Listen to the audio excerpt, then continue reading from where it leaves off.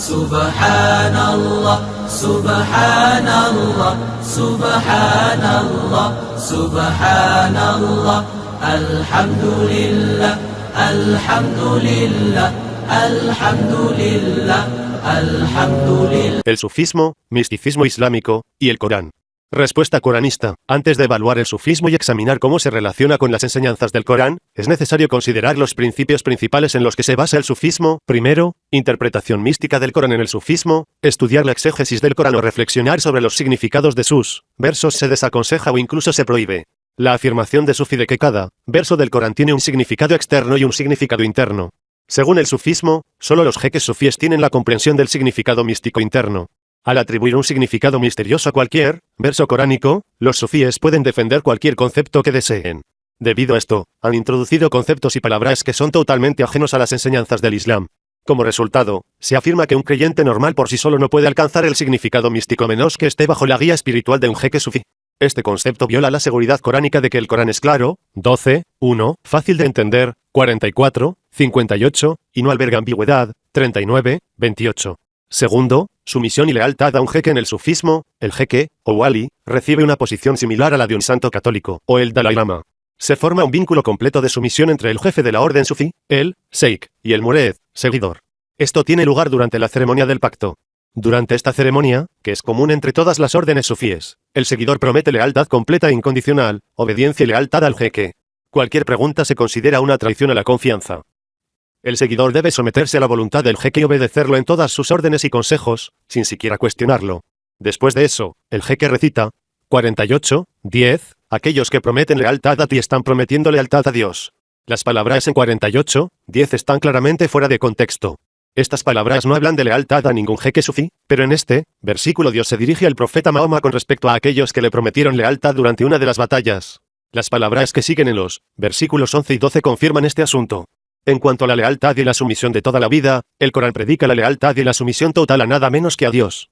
La idea de necesitar un jeque que nos guíe y nos libere del daño es una invitación a la adoración de ídolos. Un verdadero creyente sabe que no necesita otro que Dios. 39:36. No es Dios suficiente para su siervo. Te asustan con los que no son él.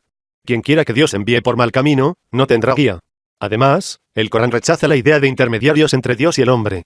Dios nos invita a hacer todo sobre él directamente.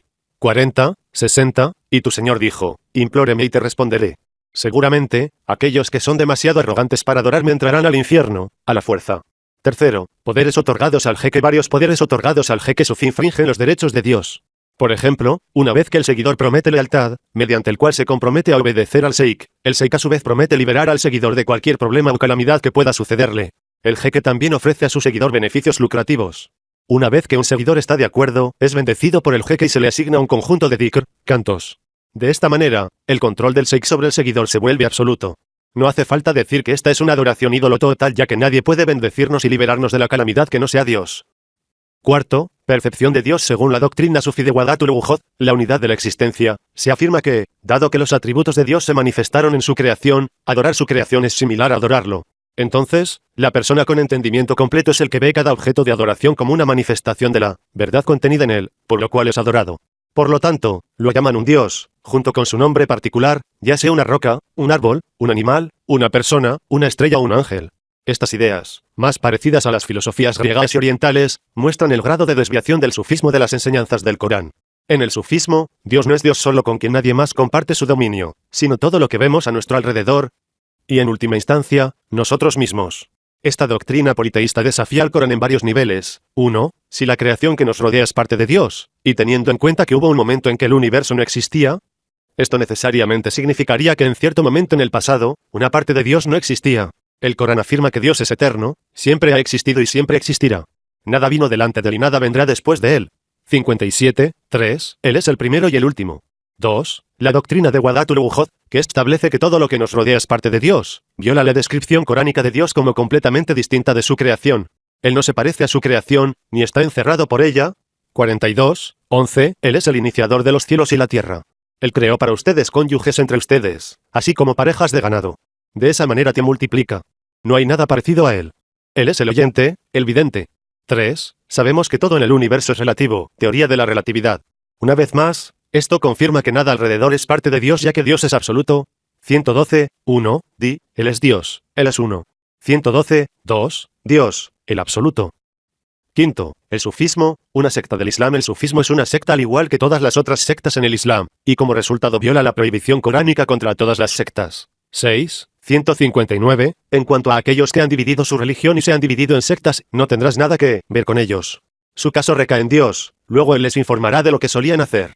30, 31-32, dedícate a Él, venéralo, observa el salat y no estés entre los musriquén que dividieron su religión y se convirtieron en sectas, cada parte se regocija con lo que tienen. Sexto, ¿por qué y cómo se formó el sufismo? Esta no es una pregunta relacionada con la historia del sufismo, sino una pregunta sobre lo que provocó la ideología del sufismo. Para buscar la respuesta a tal pregunta, es necesario ver al principio cuando Satanás prometió llevar a todas las personas por mal camino. Una de las tácticas de Satanás era desviar a las personas de la guía de las escrituras de Dios. Satanás pudo lograr su objetivo al emplear diferentes estratagemas con diferentes personas, algunas de las cuales son: 1. Satanás pudo guiar a la mayoría de las personas a no creer en Dios, 12, 103, y así rechazar por completo la escritura de Dios. 2. Con otras personas que creían en Dios, Satanás también fue capaz de distorsionar y corromper la escritura de Dios y así dejarlos con una escritura no auténtica y, en algunos casos, una escritura totalmente perdida, ingel.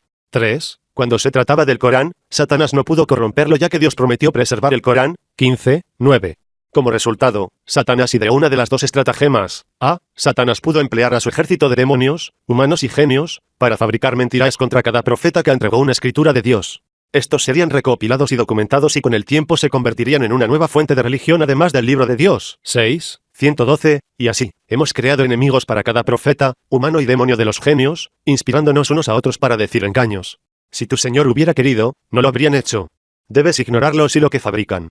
Con el tiempo, las personas siguen estos libros, pensando que son guiados, y abandonan el libro de Dios. El diablo ha engañado a millones de musulmanes para que piensen que estos libros explican el Corán y que completan los detalles que el Corán omitió. Satanás adornó estas ideas falsas en la mente de muchos a pesar de que Dios dio en el Corán varias garantías claras de que el Corán tiene todos los detalles y que nada se ha dejado de lado. 6, 114, 638, 12, 111, 16, 89. Como resultado, las personas terminan siguiendo una religión construida sobre muchos detalles que no están en el Corán y por lo tanto nunca fueron autorizados por Dios. La religión que siguen es, por lo tanto, una que tiene poco que ver con el Corán. B. Otra estratagema de Satanás fue corromper el significado de las palabras coránicas y hacer que las personas piensen que están siguiendo el significado correcto. Es esta última estratagema en la que se basa la ideología sufí. Los sufíes han adoptado lo que se llama tawel. Este es un método para cambiar el significado aparente del versículo a un significado místico reclamado. Esto les proporcionó un margen de maniobra suficiente para respaldar cualquier concepto que desearan. Simplemente afirman que el verso coránico tiene un significado interno que solo el propio jeque sufí podría conocer. No es necesario decir que Dios dio claras garantías en el Corán de que el libro se hace fácil de entender y sin ninguna ambigüedad. Entonces, ¿dónde dejó este misticismo a los seguidores sufíes? ¿Los ha acercado a Dios o les ha otorgado bendiciones adicionales que no están disponibles para el creyente que sigue el Corán y nada más? La respuesta es no, en realidad ha hecho todo lo contrario. Todo lo que el sufismo ha logrado fue llevar a los seguidores sufíes a la adoración de ídolos. Esto se debe a que les hizo colocar ídolos, sus jeques, entre ellos y Dios y, en el proceso, les dieron poderes a sus ídolos que pertenecen solo a Dios. Esto no es más que shirk, adoración de ídolos.